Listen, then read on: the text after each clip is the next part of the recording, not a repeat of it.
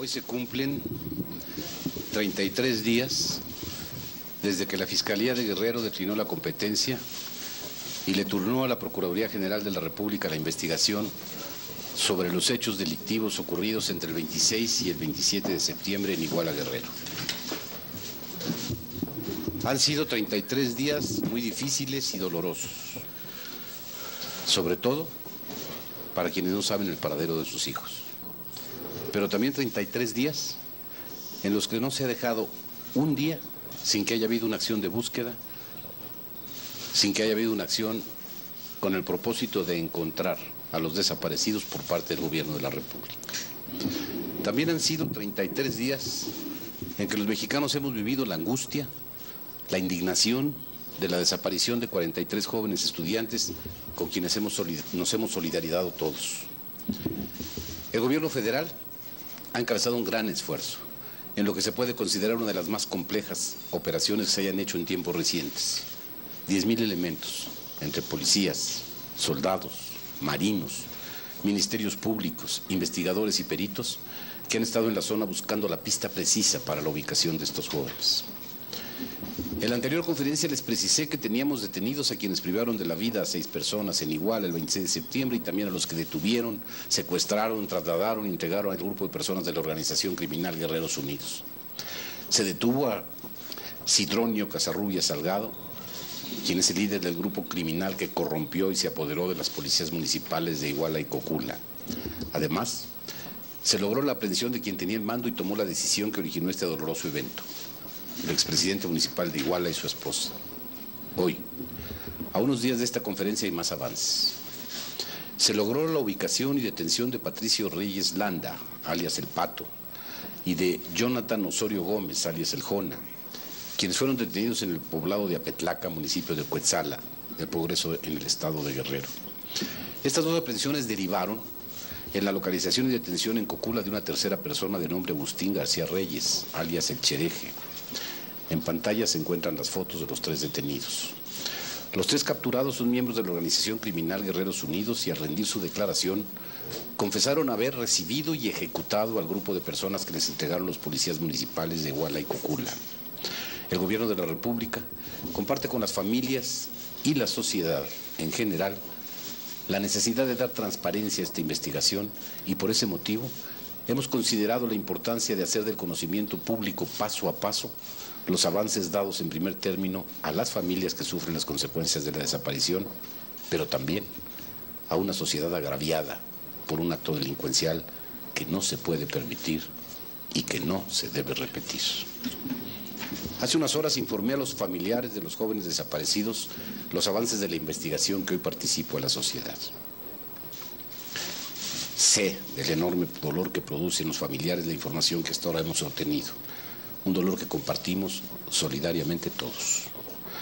Los testimonios y confesiones que hemos recabado aunadas al resto de las investigaciones realizadas apuntan muy lamentablemente al homicidio de un amplio número de personas en la zona de Cocula. En la búsqueda de la verdad, mi obligación es ceñirme a lo que consta en las averiguaciones y es por eso que los he convocado a esta conferencia de prensa. Las imágenes y videos que se presentan son con el propósito de que la ciudadanía que ha sido víctima de estas personas pueda reconocerlos y denunciarlos. Quiero dejar muy claro que lo que hoy presentamos son avances de la investigación, no son ni pretenden ser las conclusiones de la misma. La investigación continúa su curso. Veamos los avances paso por paso. Como podemos apreciar en el mapa, el grupo de jóvenes salió a bordo de 2 camiones Estrella de Oro de la Escuela Normal Rural Isidro Burgos en Ayotzinapa, rumbo a la entrada de la ciudad de Iguala. Posteriormente se trasladaron a la terminal de autobuses donde tomaron otros 2 camiones de una empresa. El expresidente municipal de Iguala, quien tenía designado en la comunicación interna de la Policía Municipal el código A5, fue quien dio la orden a los policías municipales de contener a las personas que viajaban en esos 4 camiones, según declara el propio operador de la central de radio de la Policía Municipal de Iguala, David Hernández Cruz, y la ratifica uno de los vigilantes, que ellos conocen como halcones, que recibía comunicación. Es en este mismo evento, como se ha informado, los policías municipales de Iguala privaron de la vida a 3 normalistas. El expresidente municipal se encontraba en esos momentos en el informe que daba su esposa sobre sus actividades frente al DIF municipal. Se avanza en la investigación sobre María de los Ángeles Pineda por su relación con el delito de operaciones con recursos de procedencia ilícita junto con su esposo. Después del primer incidente que sufren los normalistas y al continuar su camino en los autobuses, elementos de la Policía Municipal de Iguala los detienen con violencia y los trasladan a la central policíaca. Desde ese punto, y con apoyo de la Policía Municipal de Cocula, trasladan en patrullas de los municipios al grupo de jóvenes hasta un punto entre Iguala y Cocula, en que se abre una brecha hacia la zona que se denomina Loma de Coyote, la cual también está señalada en el mapa que se muestra. Ha quedado acreditado por las investigaciones del Ministerio Público Federal que en este punto, entre Iguala y Cocula, los policías municipales entregaron a los retenidos a miembros del grupo criminal Guerreros Unidos. En la investigación que nos fue remitida por la Fiscalía de Guerrero, se aseguraba que los jóvenes habían sido llevados a las fosas ubicadas en la zona de Pueblo Viejo, en donde se señalaba se les había sepultado. Hasta el momento, los peritajes realizados nos han permitido obtener la certeza de que los restos encontrados en esas primeras fosas, las de Pueblo Viejo, no son las de los jóvenes estudiantes, y también se ha logrado determinar la plena identificación de 4 de las personas que se encontraban en esas fosas, las cuales fueron asesinadas en el mes de agosto, es decir, un mes antes de los hechos. Incluso se encontraron restos que correspondían a mujeres, mientras que el grupo de estudiantes normalistas de Ayotzinapa estaba constituido solo por varones. Hechos de los que se ha iniciado una investigación y en este momento ya podemos determinar que policías municipales de Iguala se encuentran involucrados en el homicidio de estos 4 cuerpos identificados en las primeras fosas de Cerro Viejo. En esa coyuntura, el hoy detenido Sidronio Casarrubia Salgado, líder de ese grupo criminal, como lo refiere en su declaración, fue contactado por su lugarteniente de nombre Gildardo López Astudillo, conocido como el Gil, quien le informó vía mensaje celular los conflictos que se estaban suscitando en Iguala, atribuyéndoselos al grupo delictivo contrario. Casarrubia Salgado fue quien avaló las acciones para, entre comillas, defender su territorio. Pueden ver en la pantalla las fotografías de los señalados y me interesa que vean en específico la de Gildardo López Astudillo, conocido como el Gil, porque es la primera vez que se publica y para esta Procuraduría sería de la mayor importancia la colaboración del público en la búsqueda de este individuo. La foto. En un momento más la verán y si me permiten, continúo. Las más recientes detenciones, entre las que figuran los 3 autores materiales mencionados, nos han permitido conocer la última etapa de la cadena delictiva que hasta este momento tenemos. Los últimos 3 detenidos declaran que en la brecha que lleva al paraje Loma de Coyote recibieron de los policías municipales a un número de personas que no pueden precisar con exactitud, pero que uno de los detenidos estimó en su declaración en más de 40 personas. Esta es parte de su declaración.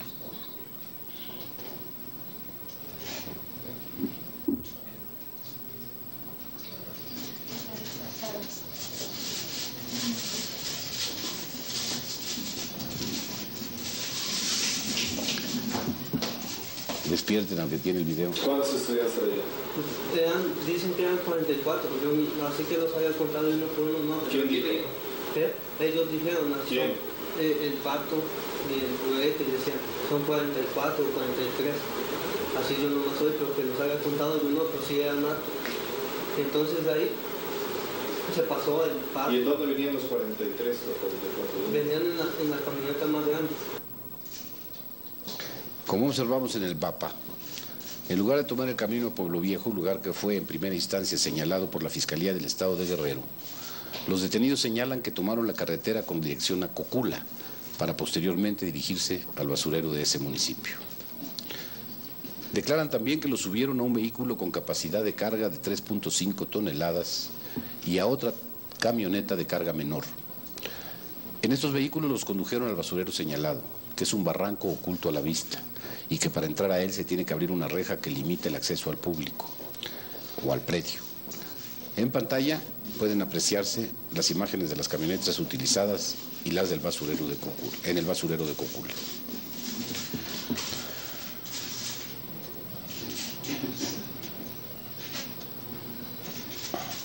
Uno de los delincuentes, quien tenía designada la función de halcón informante, declara haberlos visto pasar por el punto en que tenía la encomienda de vigilar. Dos de los detenidos declaran que algunas de las personas que trasladaron el basurero de Cocula llegaron o sin vida o inconscientes, y que los otros fueron interrogados por integrantes del grupo criminal para determinar quiénes eran y las razones de su llegada a Iguala. Después de estas imágenes veremos las imágenes de esta declaración.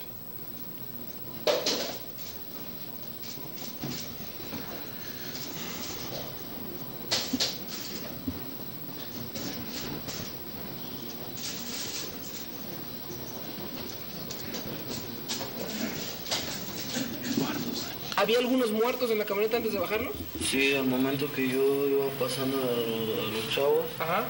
ya había muertos, ya había unos aproximadamente 15 muertos. ¿Muertos de bala o de qué? Se ahogaron, se asfixiaron. Les preguntaron qué eran y todos respondían que eran estudiantes. Somos estudiantes. Y entonces nos bajaron y les preguntaron que habían venido a Iguala. Y dijeron que venían por la esposa de Abarca, nomás así dijeron. ¿Pero pertenecían a algún grupo? Es lo que les preguntaron ellos, pertenecen a un grupo y decían que no. Los detenidos, señalan que en ese lugar privaron de la vida a los sobrevivientes y posteriormente los arrojaron a la parte baja del basurero, donde quemaron los cuerpos.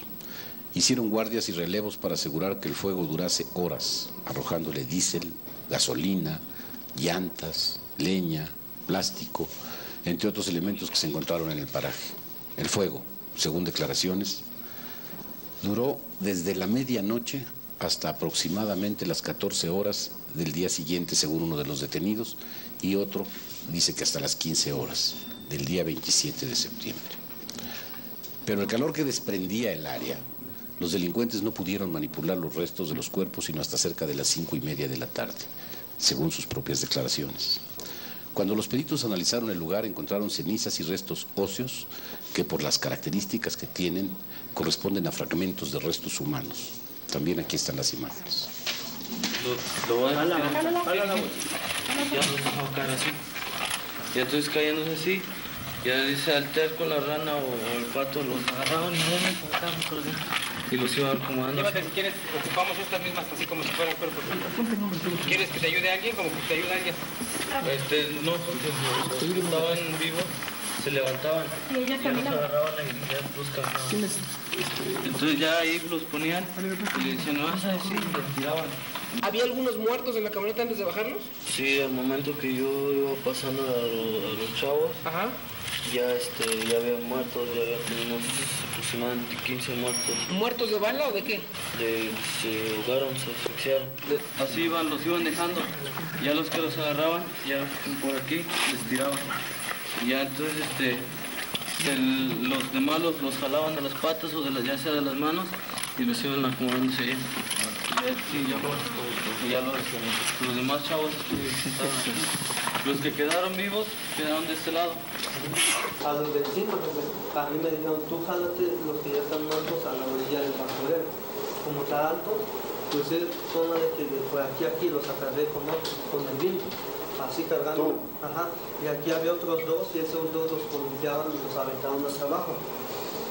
Mientras nosotros los acarreábamos... O sea, los mataron arriba. No, algunos, a los de encima. Corroboran estos dichos las declaraciones de dos empleados del área de servicios públicos del municipio de Cocula, quienes en su declaración ante el Ministerio Público señalan que cuando iban a bordo del camión de basura municipal identificado como la Unidad 01, fueron interceptados por dos de los ahora detenidos, quienes les impidieron el paso y les ordenaron que regresaran. Esta versión fue en un primer momento narrada por dos de los detenidos y posteriormente confirmada por los propios empleados del municipio de Cocula, quien además reconocieron a los detenidos como los mismos que les impidieron el paso, señalando que no se habían acercado a declarar de motu propio en razón de tener temor a represalias. Viendo todo esto entiende uno ese temor. Continuando en el relato de los hechos, los detenidos declaran que cuando bajan al lugar donde se habían arrojado y quemado los cuerpos, recibieron la orden de quien apodan el Terco de fracturar los restos de los huesos calcinados, para ser depositados en bolsas de basura negras. Según sus declaraciones, estas bolsas fueron vaciadas en el río San Juan, salvo 2 que uno de los declarantes dice haber arrojado completas. Yo tuve participación en eso con el primo, el Chedeji y el Peluco. ¿Cómo hacía que los cuerpos de arriba se fueran para abajo? Uno los sujetaba de las manos y otro de las patas y lo columpiábamos de manera que se aventara hacia abajo y ya los cuerpos rodando llegaban hasta donde ya llega lo plano. ¿Qué hicieron cuando estaban abajo? Comenzaron a poner piedras de manera que quedara un círculo de pura piedra. Y ya encima de la piedra se aventaba la llanta y arriba de la llanta se metía la leña. Y ya los cuerpos al principio los iban acomodando así en la plancha y ya después así hasta que se acabaron los cuerpos. Y ya de ahí... ¿Les rociaron algo? Sí, llegó el guasaco con diésel y gasolina, el cual los bañaron a los cuerpos ahí por la plancha, diésel y gasolina. Y el Duba y el guasaco le prendió de una orilla y otra.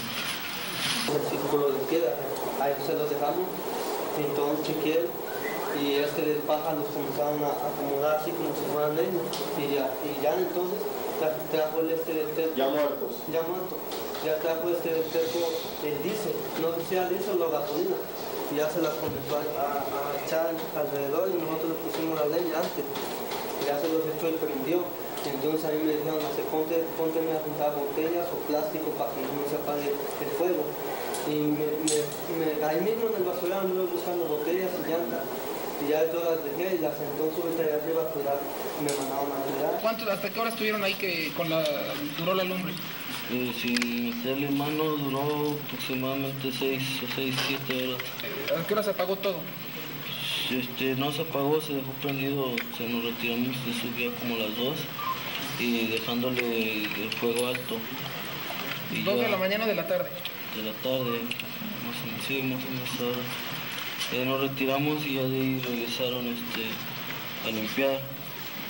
Pues yo nomás llegué, entré igual en una moto y me regresé. Eso fue como a las 3 que se acabó el fuego, ya esperamos que se...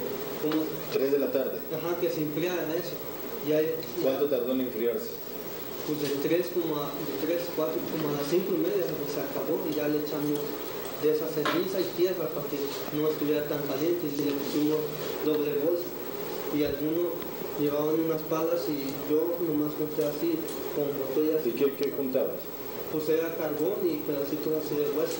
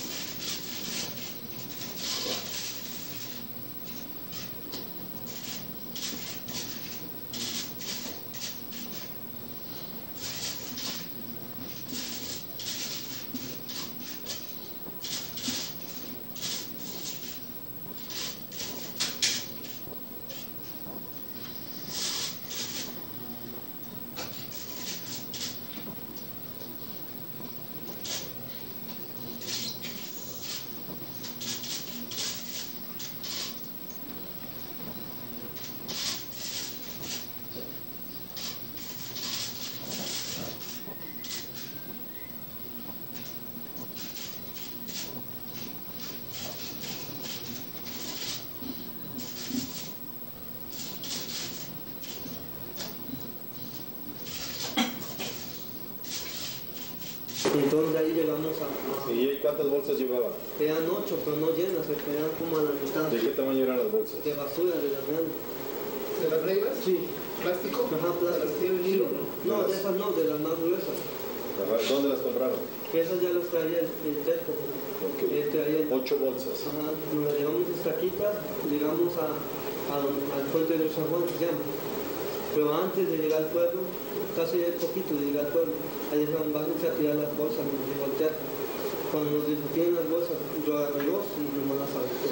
Los otros agarraron, las hacían hoyos y las vaciaban ahí. Y así las O sea, tú dos las aventaste con Ajá, yo nomás las aventé así. ¿Ellos se hundieron o se fueron? No, pues tenía agua. corrieron. Sí, corrieron. ¿Y las otras? Las otras unas se hundieron ahí y otras se fueron. ¿Y otras las rompieron, echaron Sí, de la pero fue algo rápido, al principio agarré dos, las aviento, y otro y ya así tuvo. Ya cuando vi unas iban y las demás no las vi.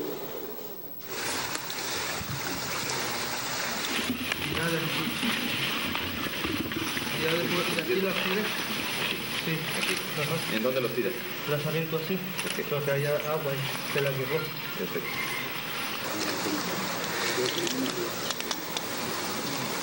Seguramente aquí no puede tener cosas que dan mucho tiempo, todas. Fuerzas federales, investigadores y peritos recorrieron la zona señalada por los detenidos, como ustedes lo acaban de ver en las imágenes. Hicieron en el río San Juan una búsqueda exhaustiva. En esta búsqueda y en el cumplimiento de su deber, por desgracia para las instituciones, falleció ahogado un elemento de la Policía Federal. Buzos de la Armada de México y peritos, tanto mexicanos como argentinos, encontraron restos de las bolsas y su contenido. Una de ellas permanecía cerrada, misma que contenía elementos óseos que hoy podemos confirmar que por sus características corresponden a restos humanos. Les pido sigan viendo las imágenes.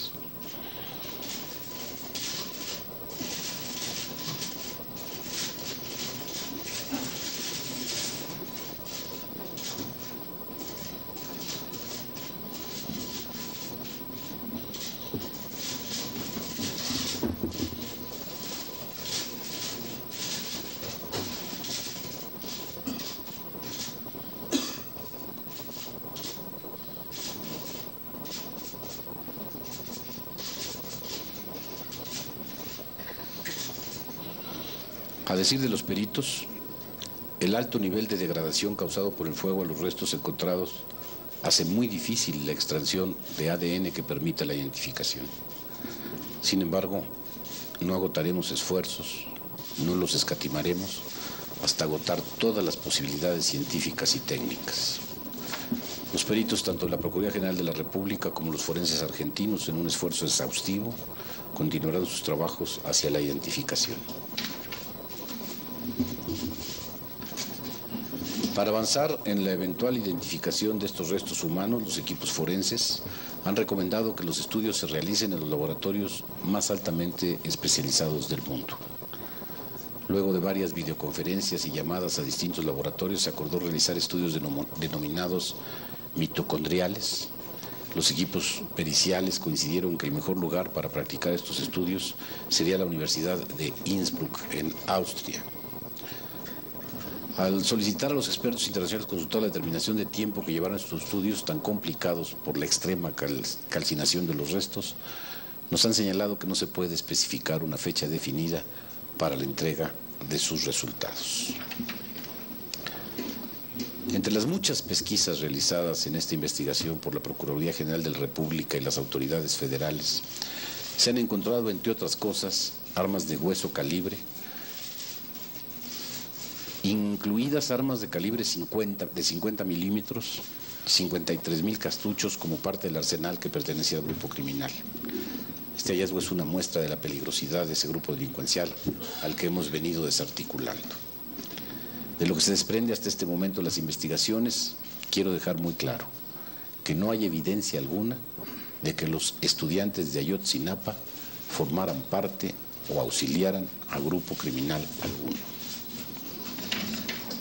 Las autoridades federales continúan en la búsqueda y aprehensión de todos los identificados como participantes de los hechos. 74 personas están detenidas y se están por cumplimentar 10 órdenes de aprehensión más, pero detendremos a todos los involucrados en estos hechos. Reitero que la investigación queda abierta hasta agotar todas las posibilidades que permitan identificar los restos humanos encontrados en la barranca y en las bolsas localizadas en el río San Juan. Mientras tanto, Se seguirán considerando como desaparecidos a los estudiantes de Ayotzinapa para efectos de la investigación.